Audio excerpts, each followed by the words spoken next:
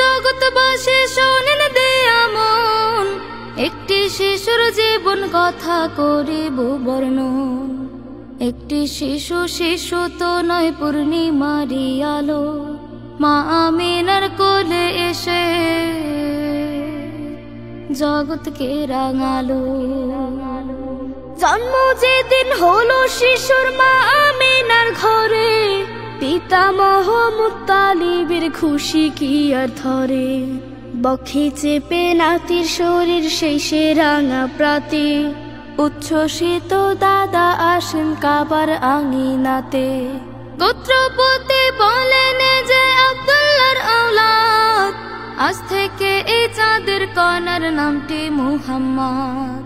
মুহাম্মাদের আগমনে চাচারা খুব খুশি, কুরবানি দেন সদকা করেন আজাদ করেন দাসী।